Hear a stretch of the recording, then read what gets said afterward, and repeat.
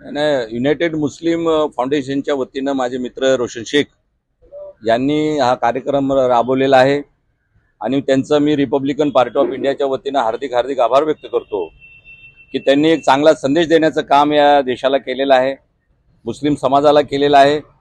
गेल्या निवडणुकीमध्ये नरेंद्र मोदीजी देशाचे पंतप्रधान तिसऱ्यांदा झालेले आहेत आणि काँग्रेस आणि एनडीए आघाडीने जो नेरेटिव्ह पसरवला होता की 400 पार झाल्याच्या नंतर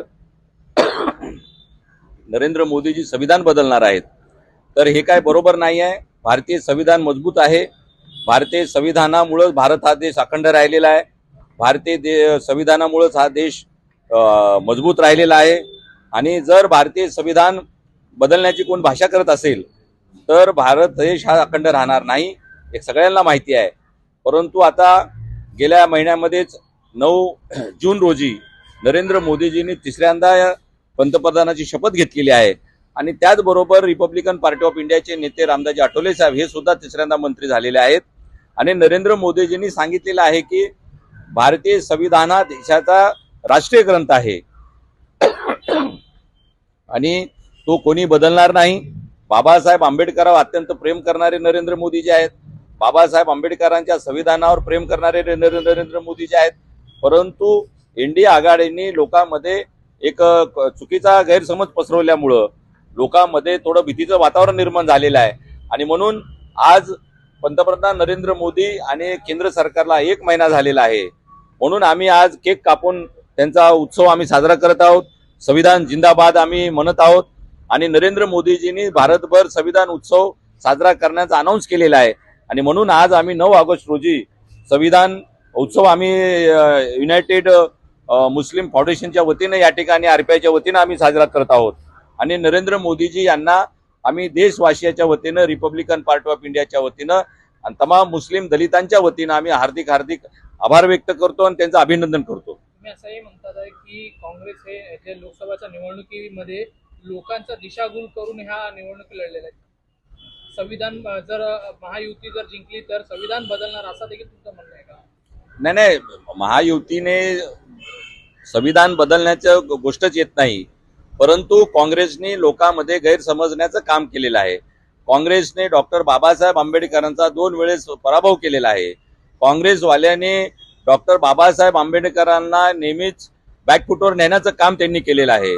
काँग्रेसवाले बद्दल बाबासाहेब आंबेडकरांनी सांगितलं की काँग्रेस हे जळतं घर आहे आणि म्हणून काँग्रेस डॉक्टर बाबासाहेब आंबेडकरांच्या संविधानाला समोर घेऊन महायुतीचा पराभव करण्याचं काम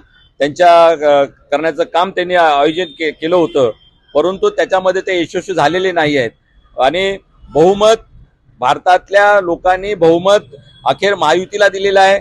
नरेंद्र मोदीजी तिसऱ्यांदा पंतप्रधान झालेले आहेत, आठवले साहेब तिसऱ्यांदा मंत्री झालेले आहेत आणि भारत देशामधला मुस्लिम समाज, दलित समाज, आदिवासी समाज हा सर्व बहुजन समाज नरेंद्र मोदीजीच्या पाठीशी उभा आहे।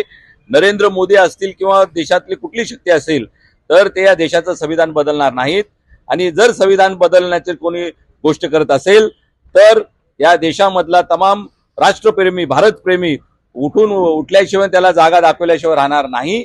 आणि भारतीय संविधान हे देशामधलं एक मोठं संविधान आहे, विश्वातलं एक मोठी लोकशाही आम्हाला बाबासाहेबांनी दिलेली आहे आणि या देशाला जर साबित ठेवायचं असेल, समता न्याय देशाला द्यायचा असेल तर भारतीय संविधान जिंदाबाद, भारतीय बाबासाहेब आंबेडकर जिंदाबाद आणि नरेंद्र मोदी जिंदाबाद। रामदास आठवलेजी जे आहेत ते तिसऱ्यांदा केंद्रीय मंत्री झालेलं काय?